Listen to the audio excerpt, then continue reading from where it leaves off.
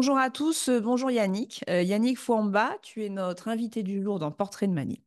Alors, comme on voit, tu es loin, on n'est pas en studio aujourd'hui parce que toi, tu vis au Canada. Tu es manip de formation et tu as évolué dans l'industrie et tu as aujourd'hui un poste de manager au niveau de l'industrie que tu vas nous expliquer. Et donc, c'est ton parcours qu'on va évoquer aujourd'hui, si ça te va. Et voilà. Ça me va très bien. Ok. Bon, bah alors Yannick, question du portrait de Manip. Manip, vocation au hasard. Raconte-nous. Moi, c'est gros hasard, très, très gros hasard. Je connaissais pas du tout le métier de manipulateur radio. Je l'ai découvert à la base. J'ai la famille qui est dans le milieu médical, paramédical, et donc j'étais plutôt parti pour être infirmier. Mm. J'ai passé mon concours d'infirmier que j'avais pas eu, et en attendant de le repasser, j'avais décidé d'aller voir à quoi ressemble le milieu Mhm. hospitalier. Donc, j'ai pris un job de brancardier. Et il s'avère que j'étais brancardier en service de radiologie. Et c'est comme ça que j'ai découvert le métier de manipulateur radio. Ouais. Et c'était un coup de cœur parce que je me suis Ouais. dit, c'est exactement ce que je veux faire dans le sens où il y a de la technique, il y a le côté soignant. Et voilà. Et à partir de cela, c'était ça. Et l'année d'après, j'étais à l'école de manip de Franconville. Et puis depuis, bah, c'est tellement, je me dis, c'était tellement une rencontre, quoi, pour moi, ce métier, de me dire, j'ai rencontré ce métier-là et je suis tellement heureux d'avoir pu d'y être, quoi, tout Ouais. simplement. Je suis un manip fier. Un Manip fier. Ouais, non, c'est intéressant aussi parce que tu as exercé donc 6 ans. Quelle spécialité donc? Moi, j'ai fait un peu de tout. J'ai travaillé à la fois dans le milieu, dans le public et dans le privé. J'ai Ouais. fait de la radiologie, du scanner, de l'IRM, de la mammo, de Mm. Ouais. l'ostéodensitométrie. J'ai fait vraiment un peu de tout, Ouais. même si j'étais beaucoup plus sur la partie scanner. Et les Mhm. dernières années aussi, j'ai fait pas mal d'IRM également. D'accord. Et donc, ouais, donc beaucoup d'imagerie en couple. Donc, et à la suite de ces 6 années en tant que manipulateur, tu as évolué, tu es devenu ingénieur d'application, pour medical professional en l'occurrence. Et Exactement, ça m'a exactement. Voilà. fait Tu es exactement. devenu ingénieur d'application et puis après, tu vas nous raconter, parce que tu as gravi les échelons globalement dans l'industrie et du business à proprement parler. Et en fait, qu'est-ce qui t'a donné le goût de ça, la technologie, justement le business? Qu'est-ce qui t'a emmené à franchir, à quitter l'hôpital pour rester en imagerie, mais du côté de l'industrie? Au tout début, moi, ce qui m'intéressait, c'était la formation et la transmission. Mm. Moi, l'année où j'étais diplômé, donc juste l'année d'après, j'ai commencé déjà à donner des cours dans les écoles Ouais. d'infirmiers. J'avais été mis en contact avec une école d'infirmiers dans le 92. Donc pendant 2 ans, j'ai donné des cours de radiologie euh, dans cette école d'infirmiers. Donc pour moi, c'était vraiment ce côté donner des cours qui m'intéressait. Et puis un jour, j'ai participé à un club utilisateur et j'ai découvert le métier d'ingénieur d'application par des manifs, puisque ce jour-là, à ce club utilisateur, il y avait un jeune manip qui commençait sa carrière d'ingénieur d'application.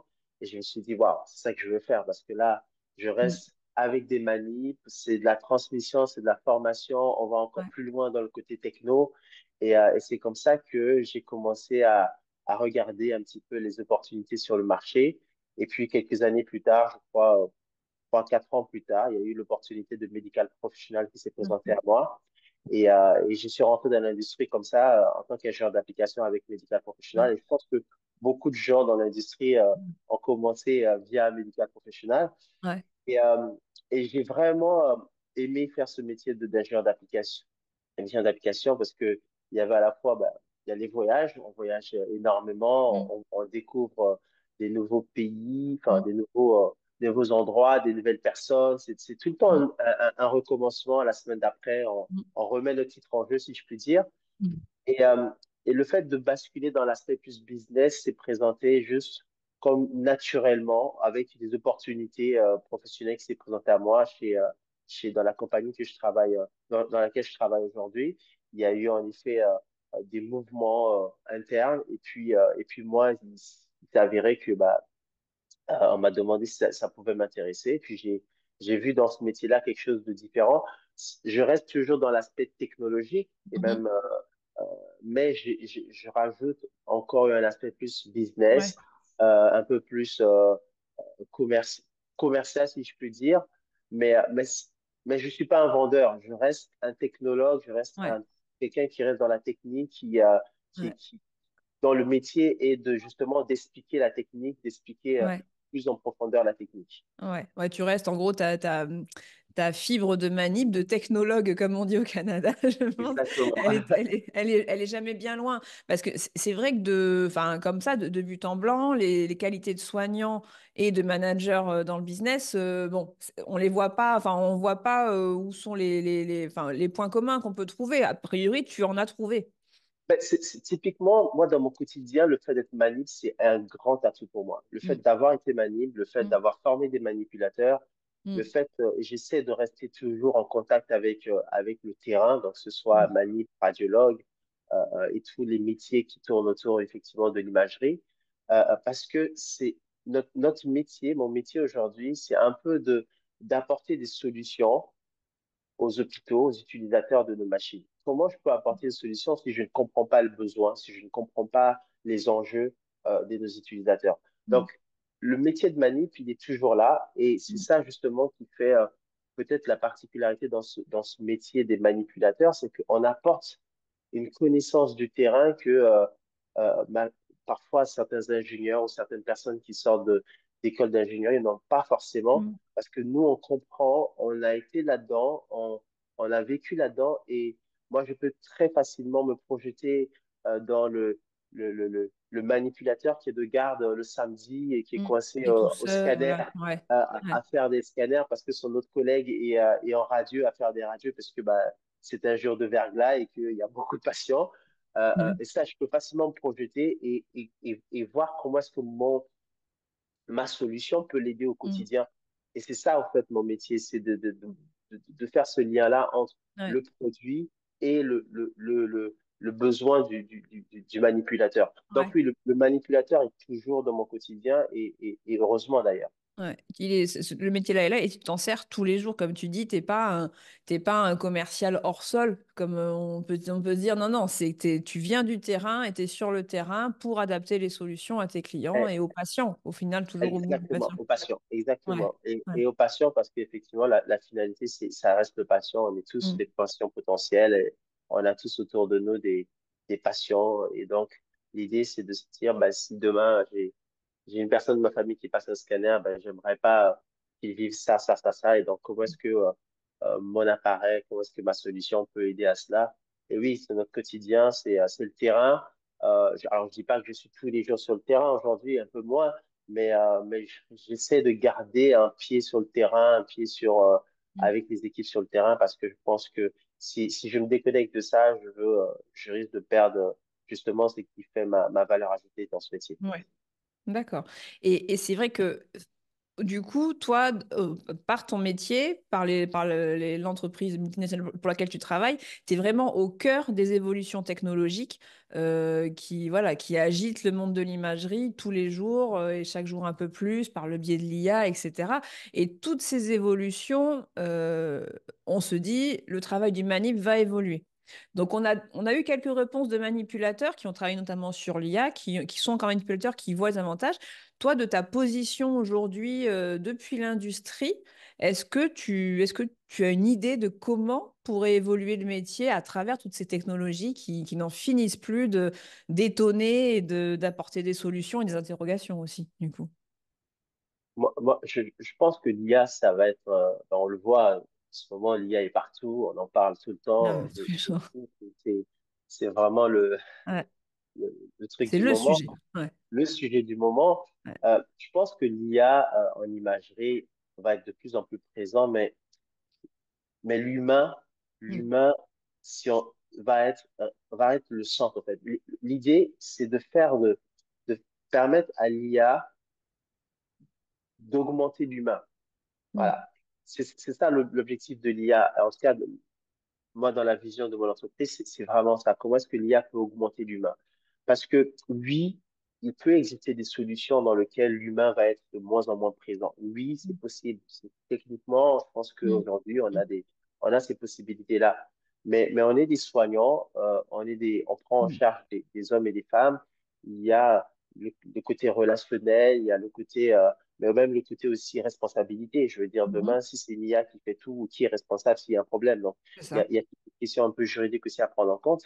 Moi, dans les techniques et les technologies que je vois aujourd'hui, même qui arrivent sur le marché ou qui sont déjà sur le marché, c'est beaucoup l'idée que en tant que manip, on a beaucoup de tâches qui n'ont Mm. pas de valeur ajoutée au quotidien. C'est-à-dire, il y a beaucoup de tâches qui sont répétitives, il y a plein de choses qui sont faites parce que voilà, ça fait partie de notre travail.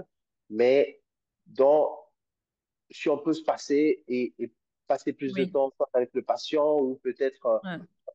aussi faire plus de patients parce qu'il y a aujourd'hui, il y a ce côté où on fait pas assez d'examens, il y a beaucoup de demandes, pas assez d'examens et donc il y a des temps d'attente qui sont très, très Mm. longs, ce qui est dommage pour certains patients. Donc, si on peut augmenter le nombre de patients et passer plus de temps avec le patient et les tâches répétitives, laisser l'IA le faire, c'est un peu ça l'objectif aujourd'hui de Mm. l'IA. C'est un peu la Ouais. vision de l'IA. C'est d'aider le manipulateur à faire toutes les tâches qui n'ont pas de valeur ajoutée Ouais. afin que lui se consacre vraiment à ce métier de soignant, Ouais. c'est-à-dire je passe plus de temps avec mon patient, je prends plus de temps dans l'installation du patient, tout cet aspect-là. Dans Et le du coup, soin. Plus de dans le temps soin, consacré aux soins, ouais. Mm. exactement. Et du coup, ça va permettre ainsi, bah, même pour le patient, d'avoir plus un, un- un- une, Un voilà, meilleur vécu, un un meilleur meilleur vécu. vécu, un meilleur vécu, un examen qui est plus rapide. Pour le radiologue, c'est une meilleure reproductibilité de l'examen parce que selon qu'on travaille avec le manip A ou le manip B, Mhm. on le sait tous, il y a certains radiologues qui vont dire, ah, je préfère travailler avec tel manip parce qu'il comprend mieux mes protocoles, ainsi de suite. Mais si on a des protocoles qui sont pris en charge par des manips, qui sont corrigés par l'IA, pardon, ben, ça permet simplement d'avoir une reproductibilité Mm. dans le Ouais. service et ça bénéficie à tout le monde. Ça Ouais. bénéficie aux patients avant tout, aux radiologues en second lieu, et puis au service de façon générale. Voilà. Mais encore une fois, tu vois, c'est un peu le point commun de tous nos invités, c'est que on parle de thèmes différents et même, tu vois, toi, dans ta vision de ton métier, du business et de l'industrie, mais tu remets toujours le patient au centre du problème en imagerie et ça, c'est à la fois et rassurant et encourageant. Et justement, en fait, donc toi, cette trajectoire que tu as eue de manip hospitalier à manager dans l'industrie, ça te semble une trajectoire tout à fait naturelle et jamais, pas un instant, tu as oublié que tu étais manip, en fait.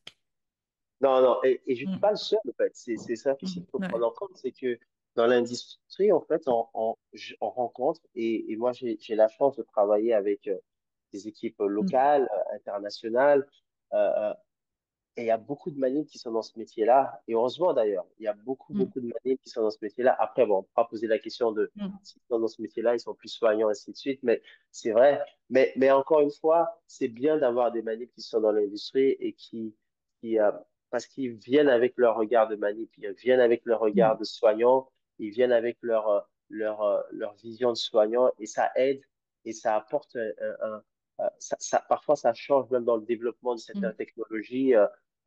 Et ça change la direction qu'on prend Ouais. quand on développe des technologies. Donc oui, moi je pense que ça fait partie, c'est une évolution qui est naturelle. Aujourd'hui, notre métier de manip, il y a beaucoup d'évolutions, un peu moins à mon époque, moi, il y en Mm. avait un peu moins, aujourd'hui il y en a beaucoup. Et travailler dans l'industrie, aller chercher des postes d'ingénieur d'application ou même Ouais. dans le business de façon globale, fait partie naturellement de l'évolution que peut avoir un manip. Euh, euh, euh, et, euh, et, et ils ont vraiment une valeur ajoutée pour les entreprises, ils ont vraiment une valeur ajoutée dans la formation en tant Mhm. qu'ingénieur d'application, en tant que, Ouais. même en tant que product manager. C'est, ouais, je vois pas cette industrie continuer à évoluer dans le bon sens vers, comme on disait, vers l'humain si, s'il n'y a pas de lien avec le métier de Ouais. manipulateur. Ouais. Donc pour toi, c'est un message plutôt positif et pour le métier, qui valorise notre métier une fois de plus, hein, qu'on n'oublie pas. Et donc, toutes ces petites peurs de l'avenir par rapport à beaucoup de choses, ben non, si les manips restent là, on aura toujours un lien avec l'humain, un lien avec les patients. Et non, ben, le métier et Bon, les ouais. manipulateurs sont importants, quoi. enfin, il y a vraiment pas de raison d'avoir peur. Si je pense que je dois donner un message aujourd'hui, il y a absolument pas de raison aujourd'hui d'avoir peur de l'évolution technologique que l'on voit. Ça ne va apporter que du plus, dans le bon sens où le patient sera toujours le centre de notre métier, de notre profession, de notre activité. Au contraire, on va juste apporter du plus, on va juste apporter de Mm, la régularité, de la mm, reproductibilité, on va juste apporter quelque chose qui est mm, plus. Moi, je vois que du plus dans toutes les mm, technologies que je vois, que ce soit chez mm, nous ou même chez les concurrents. Mais mais il n'y a absolument pas de raison d'avoir peur de l'avenir mm. dans ce métier-là. Ouais. Mais écoute, je trouve que c'est un bon mot pour la fin. Faut pas avoir peur de l'avenir et les manips, c'est que du plus. Donc, moi, ça me va bien comme fin d'interview. Yannick, je te remercie très sincèrement. C'était hyper intéressant. Je pense que ça va inspirer beaucoup de manips qui se posent des questions sur cette trajectoire et ça fera peut-être beaucoup d'émules. Donc, en tout cas, je te souhaite plein de bonnes choses dans ton nouveau poste là-bas au Canada et je te dis à Merci très beaucoup. bientôt. Et merci À beaucoup. très bientôt. Merci beaucoup. Bientôt. Bonne journée. Bye.